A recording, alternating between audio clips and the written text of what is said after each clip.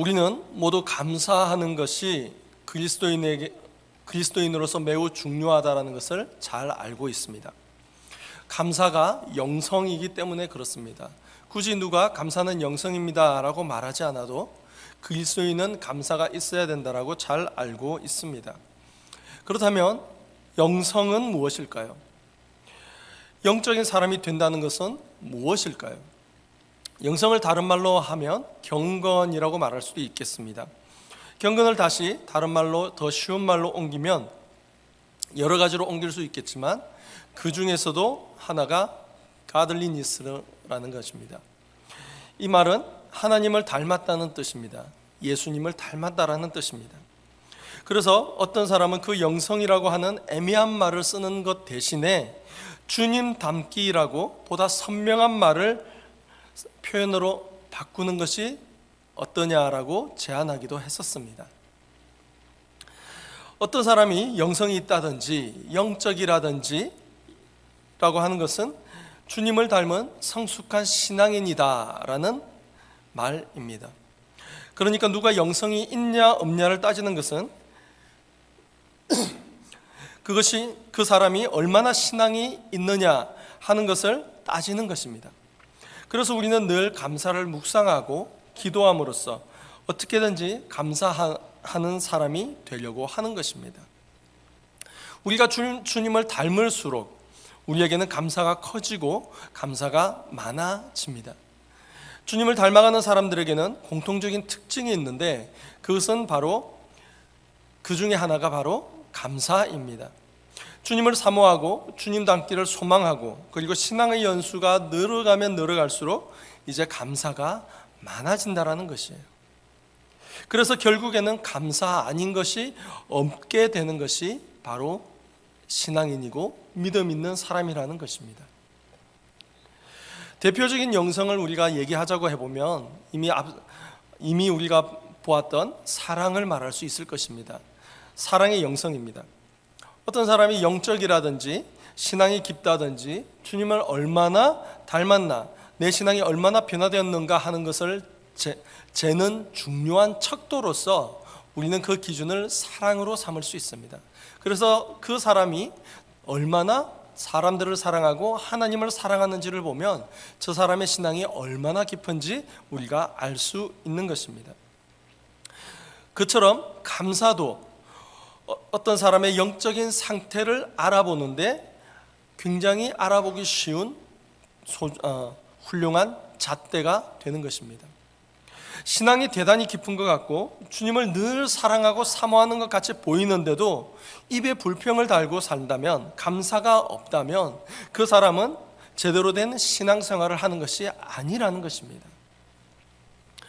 영적인 사람, 하나님을 사랑하는 사람들의 공통적인 특징, 그리고 하나님을 사랑하는, 하나님의 사랑을 받는 그리스도인들의 공통적이고도 명백한 특징이 바로 감사할 때 나타나는 것이기 때문입니다.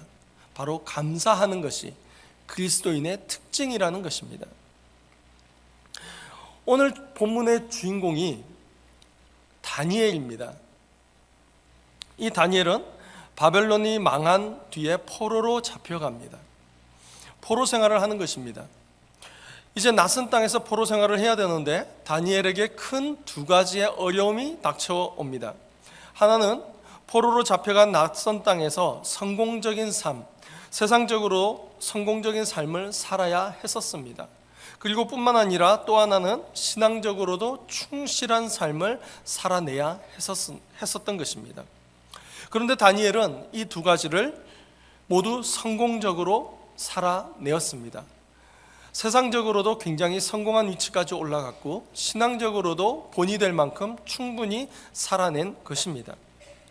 한마디로 본받을 만한 인생을 살아낸 사람이 바로 다니엘이라는 것입니다.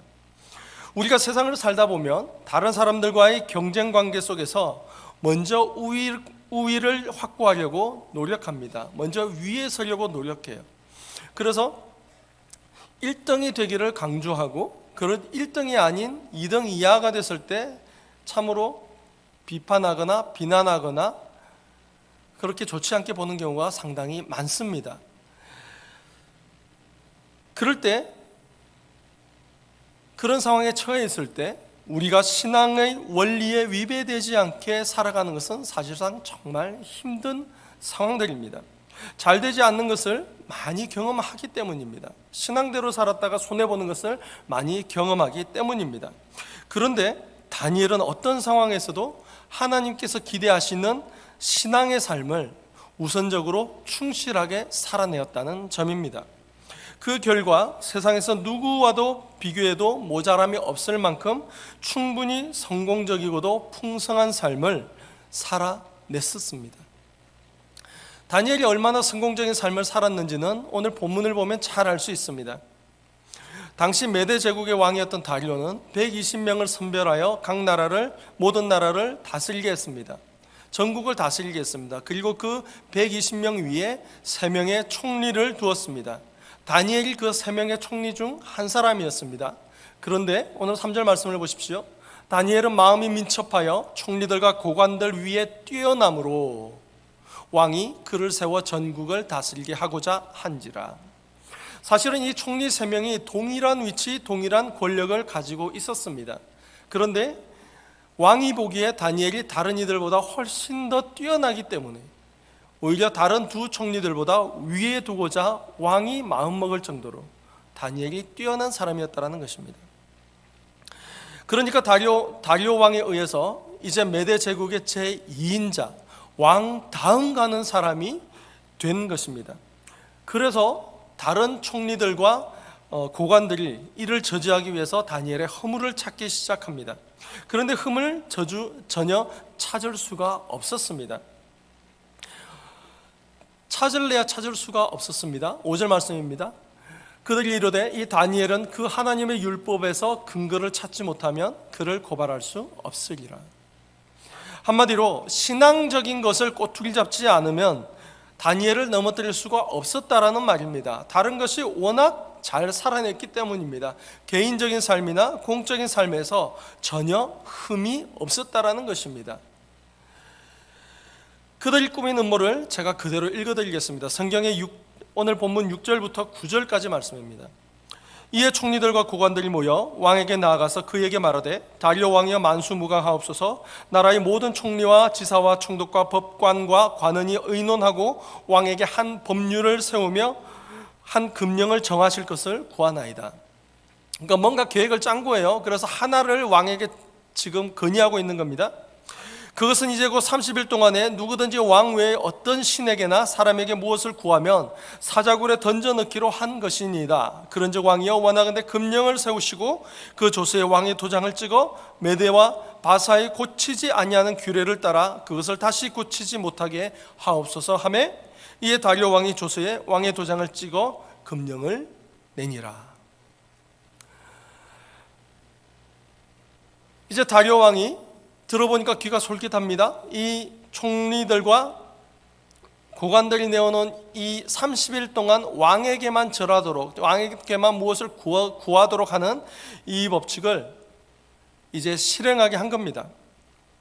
여기서 메대와 바사라는 나라를 살짝 짚고 넘어가겠습니다.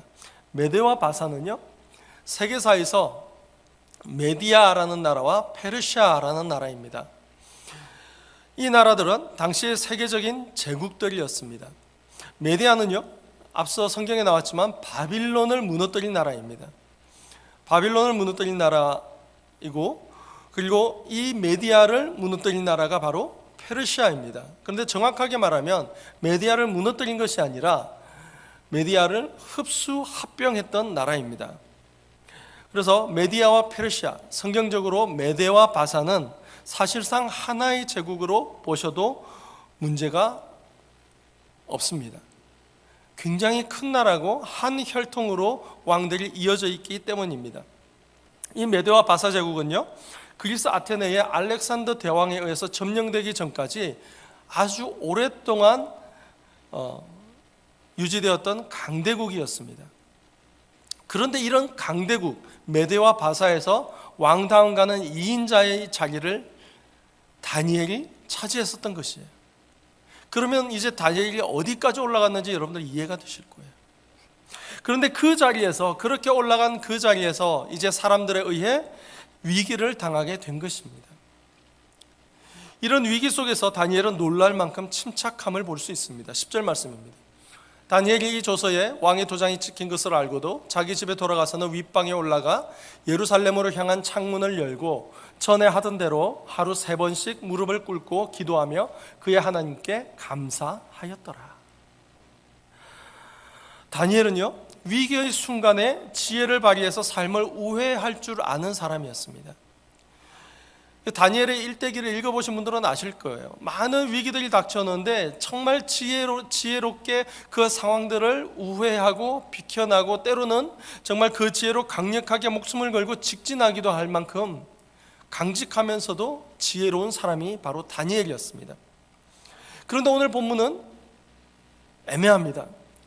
이거는 우회를 해야 될지 직진해야 될지 굉장히 구분하기 어려운 상황이 되었습니다. 자칫하면 세상의 지위만 잃는 것이 아니라 목숨까지도 잃을 수 있는 상황이 된 것입니다. 이런 상황에서 다니엘의 선택은 정말 놀랍습니다. 자신의 상황이 위험한 줄 알면서도 그게 어떤 영향을 끼칠지 충분히 이해하고 있으면서도 다니엘은 항상 하던 대로, 습관대로 기도하며 감사했다라는 것입니다. 어떻게 기도했습니까? 10절 말씀 중간부터 다시 보실까요? 예루살렘으로 향한 창문을 열고 전에 하던 대로 하루 3번씩 무릎을 꿇고 기도하며 그의 하나님께 감사하였더라. 예루살렘을 향해서 창문을 열었습니다. 이것은요, 당시 유대인들에게 특권 같은 것이었어요. 특권 같은 것이었어요. 그리고 분명한 방향성을 보이는 것입니다. 내가 하나님을 향해서, 예루살렘을 향해서 기도하겠노라. 예루살렘이 어떤 곳이에요? 성전, 하나님의 성전이 있던 곳이고 법궤가 있던 곳이잖아요. 그래서 내 기도의 방향은 하나님이다 라는 분명한 방향성을 보여주는 것입니다. 하루 3번을 기도했습니다. 해뜰녘부터 3시간씩 나눠서 3번을 기도했는데요, 이것은 하루를 온전히 하나님께 드린다는 의미였습니다.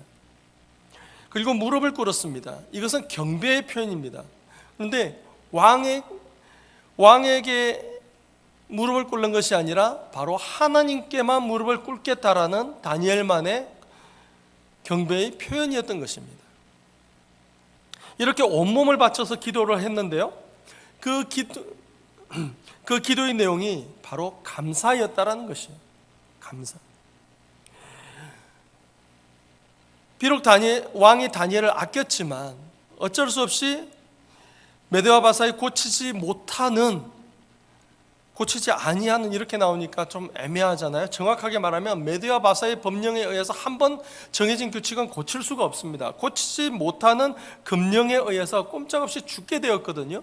꼼짝없이 죽을 수밖에 없는 이런 상황에서도 다니엘은 감사의 기도를 드린 것입니다. 다시 말하면 다니엘은 목숨을 걸고 감사의 기도를 드린 것입니다. 이 사실을 통해서 다니엘의 기도가 평소에도 감사의 기도였음을 우리가 충분히 알 수 있습니다. 다니엘은요, 평소 습관대로 기도를 했기 때문이에요. 10절 말씀을 보십시오. 창문을 열고 전에 하던 대로, 항상 해오던 대로 했던 것입니다. 습관이에요. 항상 하던 대로 기도하며 감사했더라는 것입니다. 그러니까 그 기도의 내용이 뭐였느냐? 감사였다라는 것이에요. 윗방으로 올라가서 하루 3번 예루살렘을 향하여 창문을 열고 무릎을 꿇고 하나님께 감사 기도를 드리는 것, 이것이 다니엘에게 습관이었어요. 습관. 그런데 오늘날 우리는 조금 더 다른 표현으로 말할 수 있을 것 같아요. 루틴이라고 말하죠. 요즘 루틴이라고 말할 수 있습니다. 습관은요, 무의식 중에도 반복하는 걸 습관이라고 그래요. 그런데 루틴은 분명한 인지하에 그것을 반복하는 행동을 루틴이라고 합니다. 특히 운동선수들에게 이런 것들을 많이 볼 수 있어요. 의도적으로, 의식적으로 하는 것이 루틴입니다. 다니엘에게 있어서 이 기도는요, 루틴이었어요. 어떤 상황이 오더라도 항상 하루 3번 하나님께 기도를 드리는데, 감사의 기도를 드리는 루틴이었다는 것입니다. 그래서 다니엘은 평소에도 늘 감사의 기도를 드렸다라는 것이에요. 그렇기 때문에 이렇게 갑작스럽게 목숨이 위급해지는 이런 인생의 위기 상황에서도 다니엘은 감사의 기도를 드릴 수가 있었다라는 것입니다. 다니엘에게 기도는 곧 하나님께 감사하는 일이었기 때문에 그래요. 다니엘에게는 감사가 영성이었기 때문에 그렇습니다. 데이빗 슈다인들 레스트라고 하는 분이요, 이런 책을 썼습니다. 감사, 기도의 핵심. 이 말은 감사가 기도의 핵심이라는 뜻이에요. 내용은 저도 잘 모릅니다. 제목이 너무 멋져서 가져왔습니다.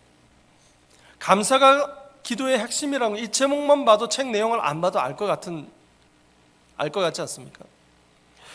감사가 기도의 핵심임을 말해주는 대표적인 말씀이 또 있습니다. 바로 빌립보서 4장 6절부터 7절까지 말씀입니다. 아무것도 염려하지 말고 다만 모든 일에 기도와 간구로 너희 구할 것을 감사함으로 하나님께 아뢰라. 그리하면 모든 지각에 뛰어난 하나님의 평강이 그리스도 예수 안에서 너희의 마음과 생각을 지키시리라. 이 말씀 많이 암송들 하고 계시죠? 말씀을 한번 잘 보십시오. 아무것도 염려하지 말고 다만 모든 일에 기도와 간구로, 무슨 말입니까? 염려는 하지 말라는 겁니다. 그 어떤 상황이 닥쳐도 염려하지 말라는 거예요. 하나님께 아뢰라는 겁니다. 그런데 이 하나님께 아뢰라는 말에 따라붙는 말이 있어요. 무엇으로? 감사함으로. 우리가요, 삶을 살면서 어려운 순간이 굉장히 많습니다. 정말 힘든 순간이 굉장히, 좋은 순간 때는 얼마든지 감사할 수 있어요. 그런데 어려운 순간이 닥쳐왔을 때 우리에게 가장 먼저 오는 것은 염려와 걱정, 근심입니다. 그런데 하나님께서 말씀하시는 거예요. 염려하지 마라. 다만 감사해라는 겁니다. 다급한 상황에서도 우리의 기도의 뼈대는요, 감사가 되어야 된다는 것이에요. 기도는 감사함으로 하나님께 아뢰는 것입니다. 우리는 날마다 달라고 그러지만요, 기도의 근본은 감사하는 것이에요. 골로새서 4장 2절 말씀입니다. 기도를 계속하고 기도에 감사함으로 깨어있으라. 기도를 계속하라는 거 우리 많이 들어보셨잖아요, 그죠? 기도는 계속해야 됩니다. 항상 해야 됩니다. 쉬지 말고 기도하라고 하셨잖아요. 그런데 그렇게 기도할 때에 어떻게? 감사함으로 깨어있으라는 거예요. 감사함으로 기도하라는 겁니다. 방금 말씀드렸던 쉬지 말고 기도하라, 항상 기뻐하라, 쉬지 말고 기도하라, 범사에 감사하라, 이것이 그리스도 예수 안에서 너희를 향하신 하나님의 뜻임이라. 하나님의 뜻이 뭐라고요? 항상 기뻐하고 항상 기도하고 항상 감사하는 거예요. 기뻐하고 기도하고 감사하는 것은요, 각각 따로 가는 것이 아니라 하나로 가는 것입니다. 그래서 기뻐하는 사람은 기도하고요, 기도하는 사람은 감사하는 거예요. 이것이 항상 있는 것입니다. 우리는 따로 가는 게 아닙니다. 기도하는 사람은요, 항상 기도하는 사람은 항상 감사하는 사람이에요. 항상 기뻐하는 사람이라는 거예요. 빌립보서 4장의 말씀도 그렇고요, 범사에 감사하라는 말씀도 그렇고, 우리가 어떻게 하면 항상 감사할 수 있을까요? 다급한 문제를 놓고 기도하는데, 정말 발등에 불이 떨어진 이 문제들을 놓고 기도하는데 우리가 어떻게 감사할 수 있을까요?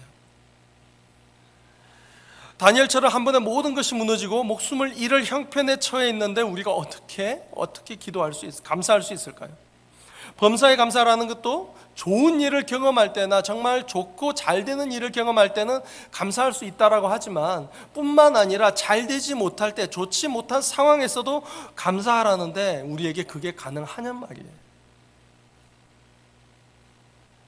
다니엘은 어떻게 목숨이 경각에 달려있는 이 위기 순간에 그렇게 감사할 수 있었겠습니까? 우리가 이미 보았습니다.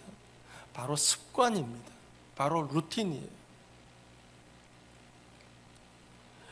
이렇게 이렇게 다급할수록 인간은 자신의 가장 바닥을 보입니다.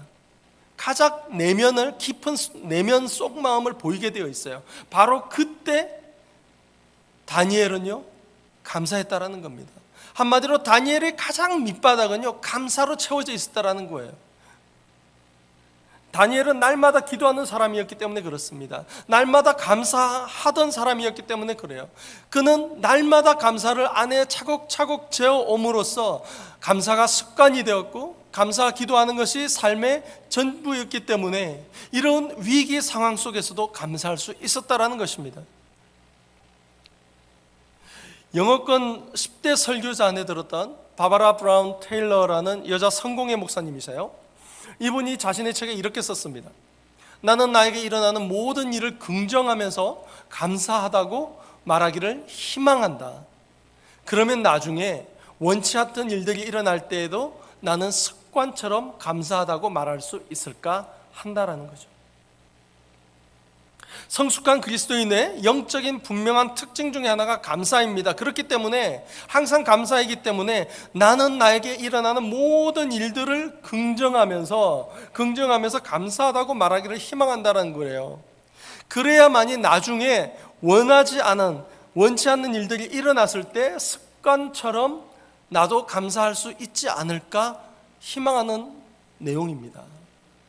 이게 우리의 고백이 되어야 돼요. 다니엘이 그랬거든요. 다니엘이 그런 것을 보고 이 바바라 브라운 테일러 목사님이 이렇게 얘기를 하는 겁니다. 그리스도인은 항상 감사하는 사람이기 때문에 그런 삶을 지향해 살아야 하겠다라는 겁니다. 뿐만 아니에요. 서울여대 기독교학과의 정경철 교수라는 분이 계십니다. 이분이 자신의 책에 이렇게 얘기했어요. 감사는 받은 것을 받았다고 말하는 것이다. 감사는요, 내가 받은 것을 받았다라고 말하는 것입니다. 심플한데 굉장하죠? 심플한데 굉장합니다. 감사는 받은 것을 받았다고 하나님께 영수증을 써드리는 거예요. 그게 감사예요. 밖에만 하고 입 싹 닦으면 우리가 뭐라 그래요? 감사하다고 해야죠. 감사하다고.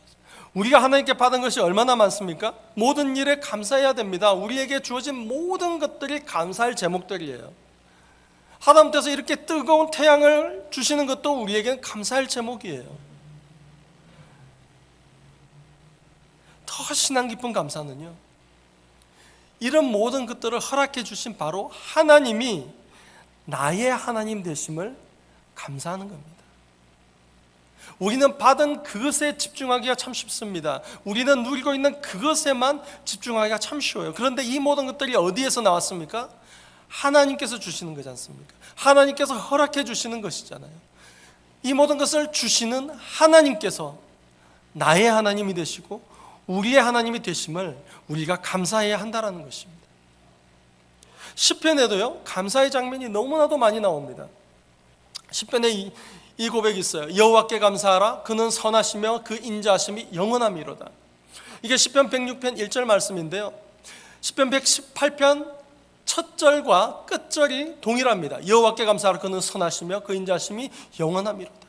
시편 136편과 시편 107편의 각 1절이요 동일합니다. 여호와께 감사하라. 그는 선하시며 그 인자하심이 영원함이로다.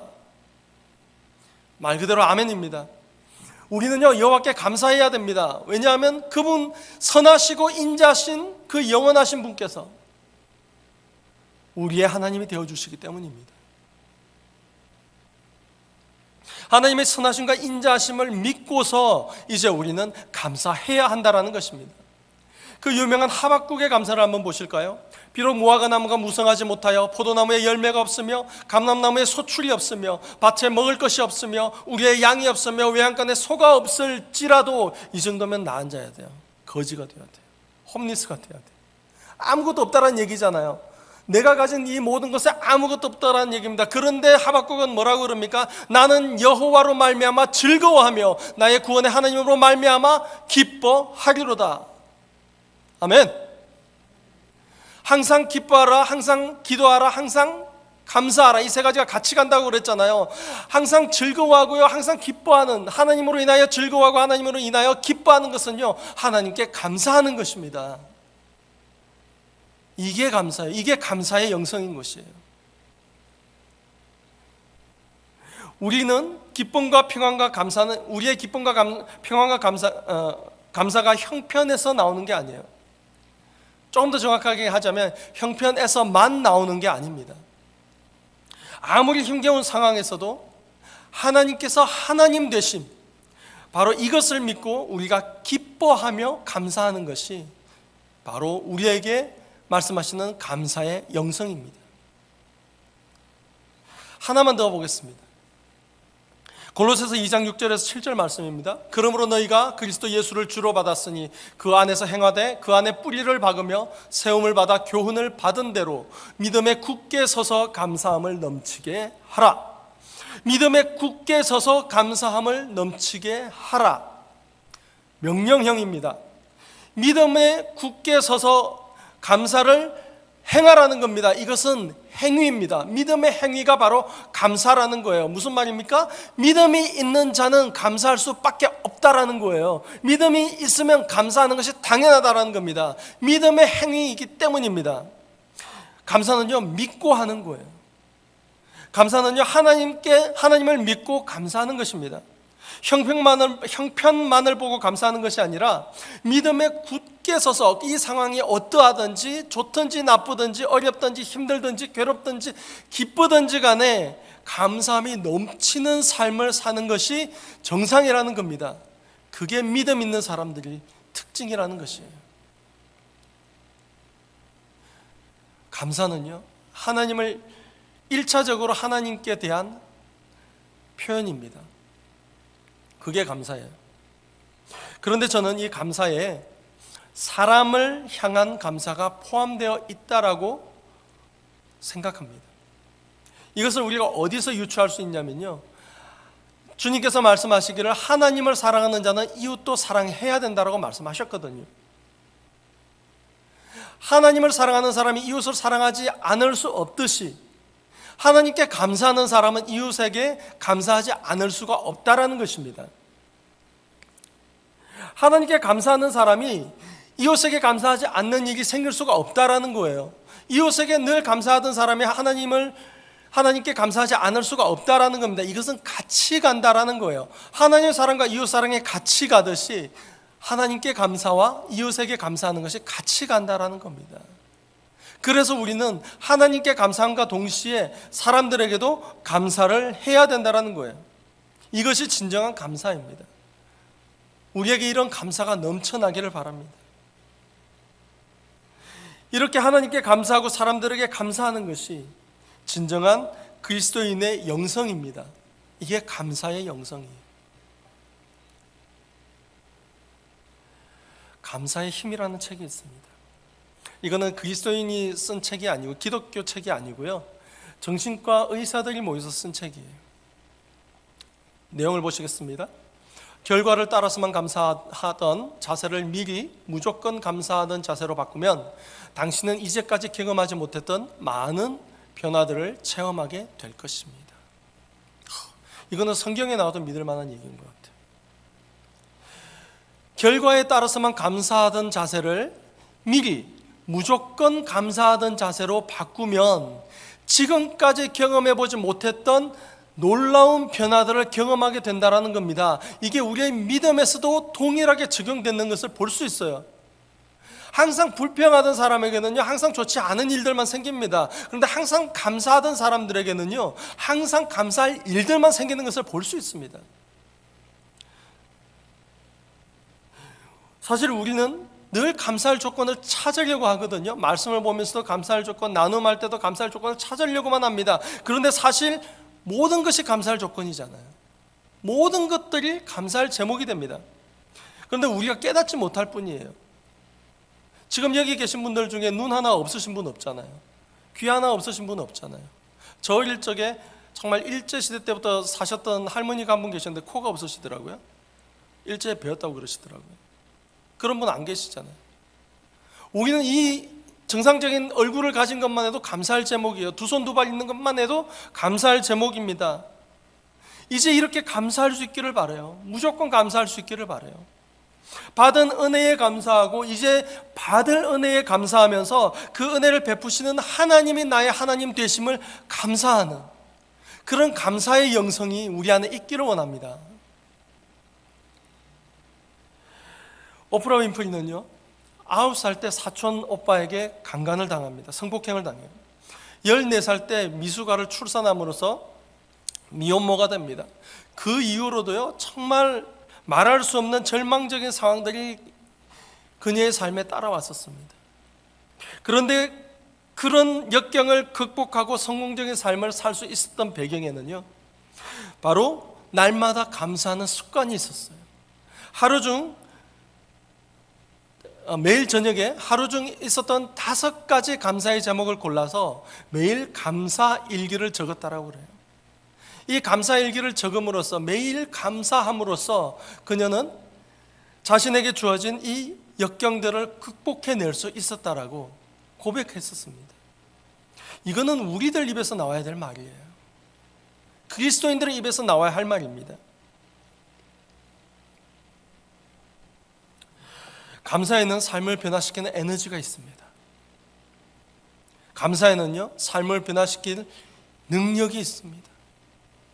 감사함으로써 하나님의 은혜를 경험할 수 있습니다. 감사함으로써 하나님을 경험할 수 있습니다.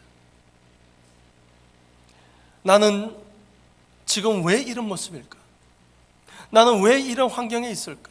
나에게 닥친 이 환난과 어려움들은, 지금 현재 목을 죄어오는 이것들은 왜 이렇게 어렵게 나에게만 다가오는 것일까? 이제 이런 염려와 걱정들은 내려놓으시길 바랍니다.